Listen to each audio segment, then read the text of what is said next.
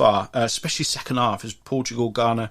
Ronaldo up to his old tricks of years ago, days gone by, falling over in the box, absolutely conning the referee, and disgraceful, really, to be fair, in 2022. But fair play, he got up slightly the penalty away. First player to have scored in 5 World Cups, never been done before. And when you talk about great players, you look at him, you look at Neymar. I don't think there's a comparison, if I'm honest. But he for all his faults, and he's having a tough time, and at his club level, he's actually unemployed. He's actually Cristiano Ronaldo at this time of speaking is unemployed, and that's unheard of. But I think he's caught between a rock and a hard place, isn't he? Because he's a great player, but he commands such a salary. But he's of an age where the top clubs, I don't think he's going to make them any better. And the focus will be all about him if he was to go somewhere at the moment. Smaller clubs can't really afford him, and clubs such as Newcastle that could afford him probably don't want that attention, because they're going great, aren't they, in the Premier League under Eddie Howe, with some homegrown players, but also some other signings they've made that, whilst Bruno Guimaraes, he's a great Brazilian midfielder, but they're doing it with without the superstars, and I just don't think, if he goes along, Almiron and Joel Linton, Ronaldo will take the shine off that. And I've heard that I think it's some Saudi Arabian club have made an offer for Ronaldo, and that's fine. They can afford that, and they'd love the marquee signing and a superstar. But I think Ronaldo, with his ego, and that's not being disrespectful, by the way. He can command that ego. He can have an ego because he's done everything he can. He's a fantastic player. I'm not sure he wants to go just yet. I think he thinks he's got more to offer. But going back to the game against Ghana, 3-2, really good game to watch. I only caught a little bit of it, but Ghana almost come back and got a point out of that one, but it was good to watch nevertheless. So I think there's been, as well as some really massive scores, some shocks, there's been some other controversy really at the World Cup, and it's not so much about there was the armband thing for the captains, but I want to move on from that. I just think, you're a footballer, just play football on this world stage. Don't try and make statements at the moment, because it's too political, and whilst they are role models and people look up to them, you could, by trying to do the right thing, you could invariably get things wrong. So, but the controversy for me has been some of the refereeing decisions of VAR. I mean, what's all this 9-10 minutes at the end of the game, or in the first half, all about? And also the level of refereeing has been really poor for me.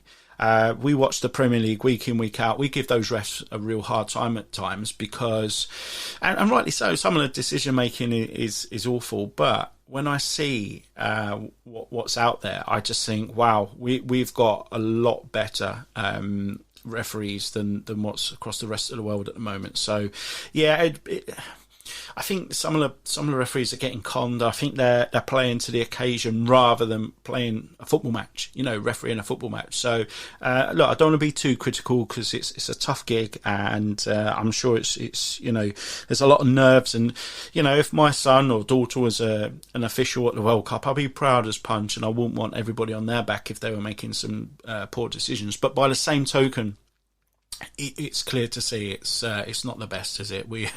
It really isn't the best at the moment. But nonetheless, the tournament started okay. It's not really caught light yet, but it never generally does at this stage. But we've already seen some highlights. We said before at World Cups, you see some players and there's some characters. We've seen your Roger Millers, your Toto Scalacci's, your El Hadj Diouf that got a move to Liverpool on the back of a World Cup. And I think if we look at Enner Valencia, played in England before, top scorer so far.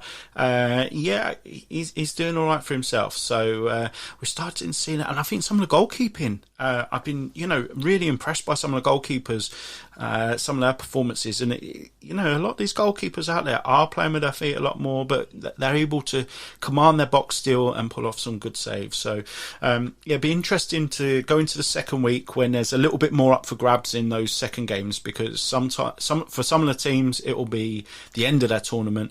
For some of the teams it will mean getting through, through the group stages into the knockout rounds. And for those that are flying ahead, will qualify. It'll be whether they play a really great nation or maybe not one of the best nations. So there's a lot more to play for in those second games, I think. A lot more riding on the games. And that's before we get into the knockout stages. But yeah, really good to see. I can't wait, like I said, for the Germany-Spain game. I think that's going to be one to watch. Don't take your eyes off the French. That they've got a team, let it be seen, that they really are doing well. Obviously the Brazilians can't be underestimated. Started well, they'll get stronger. I thought Casemiro had a fantastic game. He looks really comfortable in that yellow Brazilian shirt, doesn't he? And they got a lot of strength and depth on the bench. But I think Argentina and Germany, they've got something to do. I think Argentina will be fine. Germany, if they get beaten by Spain, that's it for them. So yeah, a lot to look forward to, and look forward to updating you on the next episode. Thanks for listening. If you enjoyed this episode and you'd like to support the podcast, please subscribe, leave a rating and a review. If you would like to be part of the podcast or you'd like me to cover a specific subject, then do contact me on Instagram at freeforallpod, on Twitter at freeforallpod, or email me at freeforallpod@gmail.com. Thanks again, and I'll see you next time.